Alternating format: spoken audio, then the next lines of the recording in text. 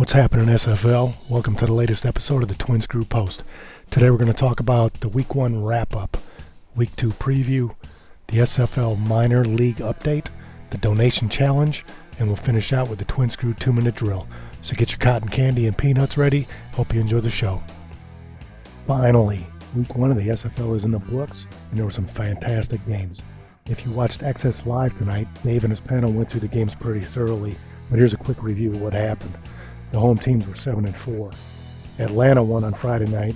Houston, Jacksonville, Louisiana, and Sioux Falls were victorious on Saturday. Tulsa, Mexico City, Queen City, and Lone Star pulled out wins on Sunday. Carolina and Denver closed out the week with wins. And the positional leaders for Week 1. Here's the schedule for Week 2. The website isn't updated yet, but there'll be some great games this weekend. The next segment is the donation initiatives going on in the league. I call it the donation challenge. This can be all of us as a league making a difference with the donations in the communities and lives of people outside the league.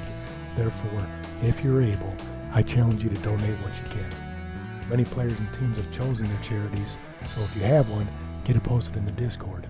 If you don't have a charity, there are many options, or maybe you can support one of the teams or players in the league on their donation challenge. I hope that many more people get involved and we can all make an impact, not just on the field and in the league, but for great causes and charities that might impact each and every one of us every day in one way or another. Season 2 of the minor leagues is set up and players are reporting to the locker rooms. Here are the teams and coaches for the upcoming minor league season. I'm sure there's still some spots on some teams for coaching or scouting if you're interested in helping these new players out in the minors. There are a few guys that went undrafted and are back in the minors and will surely be dominating as the season progresses. Some of the differences in Season 2. First, there are 4 new teams: the Lexington Miners, the Memphis River Runners, Salt Lake Rustlers, and the Tacoma Grizzlies. Another change, players will be progressing in the off-season prior to the minor league starting. They will also progress throughout the season. This will be a huge change as players hit the draft.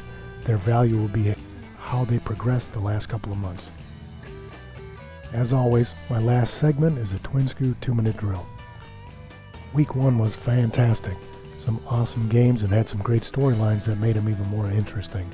Shout out to the Jack's Data guys who did a great job on the over and unders. I think they did fantastic for Week 1, not having much data to work with. Looking forward to what they do for Week 2 and throughout the season. Week 2 is coming up on Saturday. Hopefully this schedule is updated soon. There are definitely some awesome games this weekend, a couple of them that I'm looking forward to. Houston and Arizona.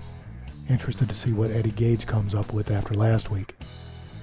Florida at Jacksonville. I think this is going to be a nail-biter. Portland has another tough week. They really played well against Sioux Falls last week with all the rookies they have on their roster. Atlanta and Sioux Falls will be another buzzer beater.